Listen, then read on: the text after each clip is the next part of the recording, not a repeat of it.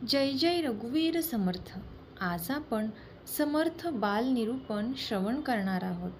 तोपर्यंत जर तुम्ही आपल्या चॅनेलवरती नवीन आला असाल तर नक्कीच आपल्या चॅनेलला सबस्क्राईब करा आणि सबस्क्राईबच्या पुढचे बेल आयकॉनचे बटन दाबा, जेणेकरून इथून पुढचे समर्थ बाल निरूपण, दासबोध निरूपण, त्याचबरोबर मनाचे श्लोक व त्यावरील कथा तुम्हाला नक्की श्रवण करायला भेटेल. चला तर मग आजच्या या बाल निरूपणाला आपण सुरुवात करूया. जय जय रघुवीर समर्थ. ओम श्री गुरु दत्तात्रय श्रीपाद श्री वल्लभाय नमः. आज आपण सर्वप्रथम शुभं करोती म्हणणार आहोत.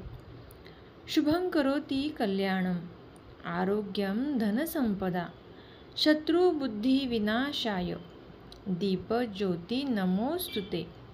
दिव्या दिव्या दीपोत्कार कानी कुंडले मोतीहार. घरातील सर्व माणसांना उदंड आयुष्य लावो. घरातील इडापिडा बाहेर जावो. बाहेरची लक्ष्मी आत येवो. दिवा लावला देवापाशी, उजेड पडला तुळशीपाशी. आणि माझा नमस्कार सर्व देवांपाशी. शुभं करोती कल्याणमचा अर्थ मराठीत असा आहे की शुभ करतो, कल्याण करतो असा आहे. हा श्लोक देवाच्या दिव्याला वंदन करताना किंवा दिव्याच्या प्रकाशाचे महत्त्व सांगताना वापरला जातो. या श्लोकाचा अर्थ असा आहे की दिव्यांचा प्रकाश शुभता, कल्याण, आरोग्य आणि धनसंपदा देतो. शत्रुबुद्धी नाहीशी होते. आपल्या देहातील अहंकार, मत्सर, द्वेष, अज्ञान नाहीसा व्हावा व ज्ञानबुद्धी शक्ती मिळावी. देवाचे, परमेश्वराचे आपल्याला आभार मानता यावे. त्याचबरोबर आवड निर्माण व्हावी. घरातील सर्व माणसांना उदंड आयुष्य लाभावे. यासाठी घरातील मुलांनी देवासमोर दिवा प्रज्वलित करून घरातील मोठ्यांना नमस्कार करून शुभं करोती म्हणावी. गुरुर् ब्रह्मा गुरुर्विष्णू गुरुर्देवो महेश्वरा. सद्गुरु साक्षात परब्रह्म तस्मै श्री सद्गुरुवे नमः.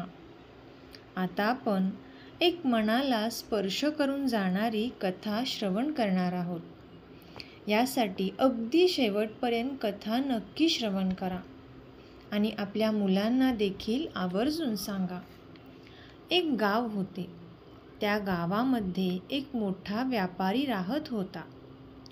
तो व्यापारी खूप प्रामाणिक आणि मनापासून व्यापार करत होता. पण काही काळानंतर त्याला त्याच्या व्यापारामध्ये खूप मोठा तोटा झाला. तो त्याला सहन नाही झाला. पण तो मनाने खचला नाही. त्याने मनाशी ठरवले की आपण पुन्हा मनापासून प्रामाणिक प्रयत्न करायचे आणि आपला व्यापार पुन्हा सुरू करायचा. तर तो त्याच गावामध्ये असणाऱ्या नदीच्या ठिकाणी आला. तिथे एक माणूस मासेमारी करत होता. मग त्याच्या मनात सुद्धा विचार तरंगू लागले की आपण सुद्धा इथे येऊन मासेमारी करू शकतो. आणि लगेचच विचार करून दुसऱ्या दिवशीपासून तो मासेमारी करण्यासाठी येऊ लागला. मग तो दररोज न चुकता मासेमारी करायला येऊ लागला. मग ते दोघेही मिळून मासेमारी करू लागले. मग त्यांना भरपूर पैसे मिळायला लागले. पण जो नेहमीचा मासेमारी करणारा माणूस होता तो सर्व मासे विकून आलेले पैसे आपल्या चैनीत व आपल्या भौतिक इच्छा पूर्ण करण्यासाठी वापरायचा आणि सगळे पैसे संपवून टाकायचा.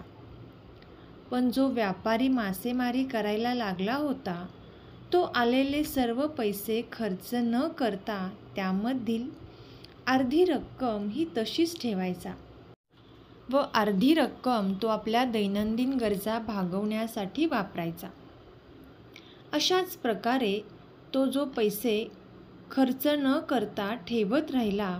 त्याने त्या रकमेतून मासेमारी करण्यासाठी 2 माणसे ठेवली आणि त्या 2 माणसांच्या मार्फत त्याला जास्त मासे मिळू लागले आणि येणारा हा पैसा त्याचा आणखीन वाढला.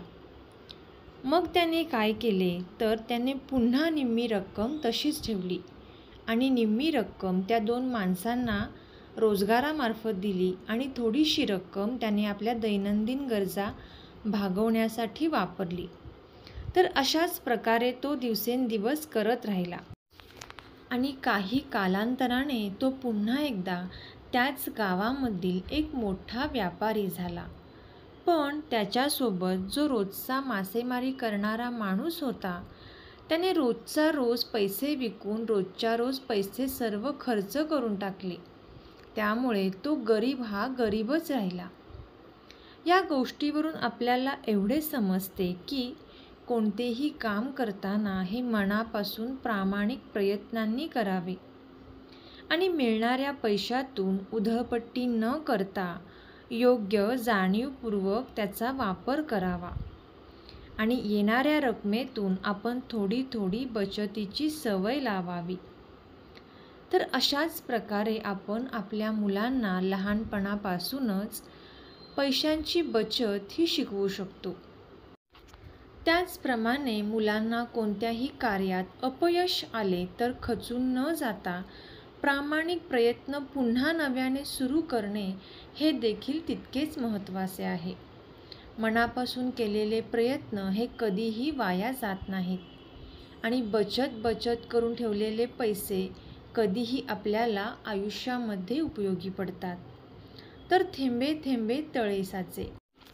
तर याच पद्धतीने आपल्या मुलांना देखील तुम्ही ही कथा नक्की श्रवण करायला सांगा किंवा तुम्हीही सांगितली तरीसुद्धा चालेल. तर तुम्ही आपल्या चॅनेलवरती नवीन आला असाल आणि कथा इथंपर्यंत ऐकलीच असेल तर नक्कीच चॅनेलला सबस्क्राईब करा आणि बेल आयकॉनचे बटन दाबा, जेणेकरून इथून पुढचे समर्थ बालनिरूपण, दासबोध निरूपण व मनाचे श्लोक व त्यावरील कथा तुम्हाला नक्की श्रवण करायला भेटेल. जय जय रघुवीर समर्थ. श्रीराम समर्थ. धन्यवाद.